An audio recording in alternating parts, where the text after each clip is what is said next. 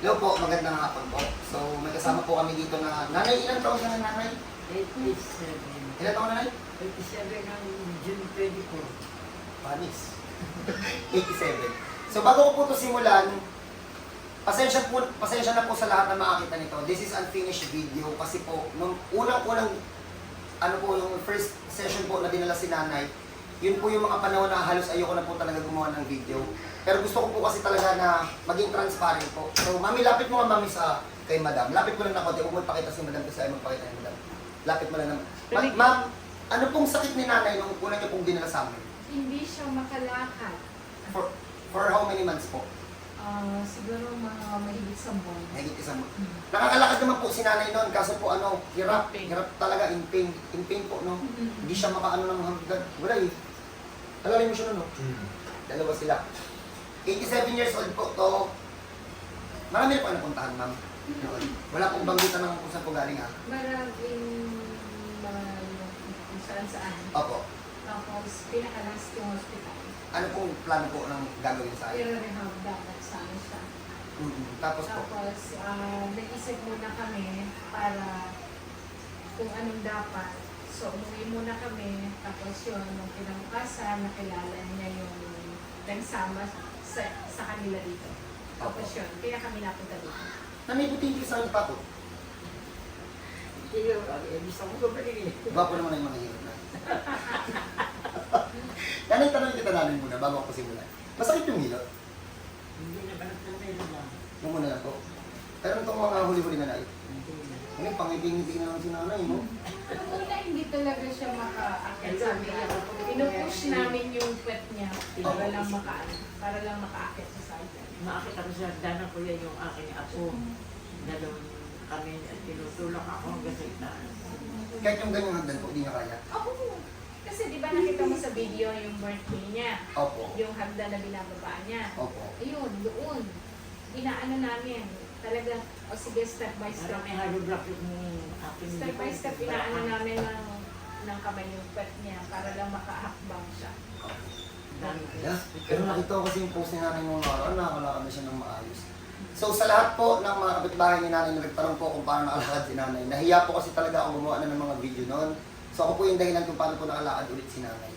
So, alam ko po na maraming may intriga, paano nila napalakad yung 87 years old? Tatanggapin ko po kahit anong edad. Uulitin ko po hanggat hindi po basag ang spine, may pag-asa po yung maayos. Buhol lang po yan, hindi naman po kasi, yung kay nanay po kasi, nabuhol lang, nagkaipit-ipit lang po yung ugat. Ito po mami, hiningi po ba akong MRI? Ano pong hiningi ko sa inyo? Wala. Wala po. Ano lang, bayad. Yun lang. Bayad lang po ang hiningi Bayad dyan. lang. Tapos, alam ko po na marami po kayo diyang oldies and senior na hindi po nakakalakad. Alam ko po maiintriga kayo paano namin po pinalakad. Pinakita ko naman po dyan kung paano yung ginawa namin hilot kay nanay. Bago niyo po dalhin dito yung mga senior ninyo, please tanungin niyo po muna to sa sarili ninyo, sa dun sa matanda. Kaya niyo pa po ba silang kontrolin? Kaya niyo pa po bang pag sinabi namin, bawal po muna silang umupo ng, pakita ko lang, yung ganyan upo, masasaway niyo pa po ba? Pag sinabi po ba namin na wag na sila muna matulog ng without using pillow, mapapasunod niyo na po, mapapasunod niyo po ba? Pag sinabi po wag munang magala-gala, mapapasunod niyo po ba? Yun po muna, tanungin niyo po muna. Kasi po, if ever po na napapasunod niyo po yung mga oldies ninyo, even 87, welcome po kayo dito. Pero if ever po na hindi na, pag-isipan niyo po, kasi baka po masayang yung pera ninyo eh. Kasi po kung kaya pa po mami, layo-layo mo ng konti yung camera. Kung kaya niyo pa pong pasunurin yung mga oldies ninyo na hirap maglakad, sisimplihan ko lang po to ito po yung kaya namin gawin. Nanay, pwede po kayong tumayo na ilakad po kayo, tapos balik po kayo sa akin. Madulas ko yan. Nanay, lakad nga nanay. Tatakot ako madulas. Huwag ka na aakit dun sa ano. Dito na lang. Halika nay, balik ka dito nay. Dito na lang. Halika na nay. Para ako madulas eh. Pero nay, pag tinanggal yung chinelas ay mabilis ka makakalakad. Oo, sige, tanggalin natin. Dapat natin. Doon nakatawa kay nanay Anong say mo Nagulat ako doon. Kuya talaga magmemedas ako. Wait lang po nanay. Itatabi ko. Mamaya na yun. Nanay, lapit-lapit mo yung mami. Ang lalapit ko rin ako. Lapit. Saka, teka lang po nanay, teka lang. Sa di makakakita dito lang kayo sa page ko, 87 pero ito mo ha, naka-red ano. Oh, di ba? Ito ang dyan, mami. Ha? Manicure. Naka-red cutics yan. Ito po, oh. Saka po, single po si nanay. Sa mga single po, sa mga single po na lolo dyan, hanapin niyo po si nanay. Nanay, ano pangalan niyo, nanay? Flordelisa, Flandin. Palayo ko, Delhi.